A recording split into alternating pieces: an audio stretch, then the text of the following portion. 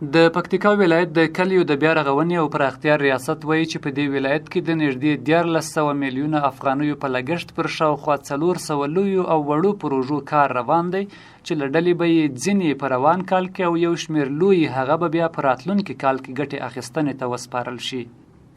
د دې ولایت د کلیو د بیا رغونې او پراختیا رئیس انجینیر مومن اندړ په دې اړه له ملمه راډیو سره په یوه ځانګړې مرکه کې وویل چې د ولسي تړون، اوبو رسونې، کلیوالي لارو جوړولو، کانالونو او نورو پروګرامونو له لارې تر اوسه په بېلابېلو ولسوالیو کې څه د پاسه 50 پروژې ګټې اخیستنې ته سپارل شوي دي.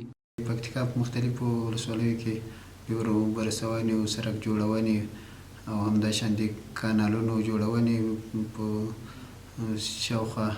50 پروژې ګټې اخیستنې ته سپارل شوي دي، لویې وړې پروژې. اندړ زیاته کړه چې غواړي د دې ولایت په ډیری ولسوالیو کې د 193 بابا ښوونځیو لپاره ودانۍ هم جوړې کړي چې اوس مهال یې له ډلې پر 125 بابا مکتبونو کار روان دی. د دغو ښوونځیو لپاره د ودانیو پر جوړېدو د پوهنې ریاست مسؤلین هم خوښي ښیي او زیاتوي چې په دې سره به په یاد ولایت کې تر ډیره د ښوونځیو لپاره د ودانیو د کمښت ستونزه راکمه شي.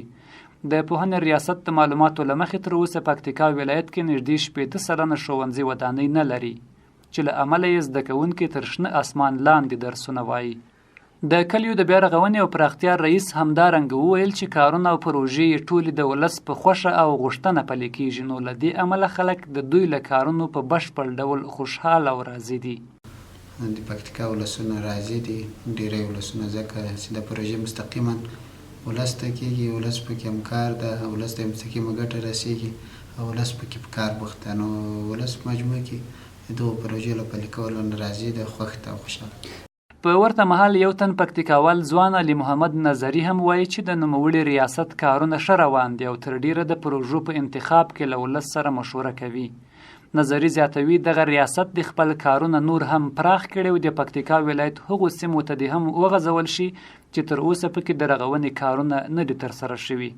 هغه د دولت له وسلوالو مخالفو ډلو هم غوښتنه وکړه چې د دغه ریاست د کارونو خنډ جوړ نه شي، ځکه کارونه یې بې پرې او په هیڅ لوري پورې تړاو نه لري. موږ غوښتنه هم دا ده چې دغه پروژې روانې وساتل سي، د پکتیکا هغه ولسوالۍ چې له دغو پروژو محرومې دي هغوی ته هم حصه ورکړل سي. او بله غوښتنه مو له ټولو خواو او ډلو دا ده چې د ازادې پروژې دي د کلیوالو دپاره تطبیق کېږي، لکه څنګه چې دوی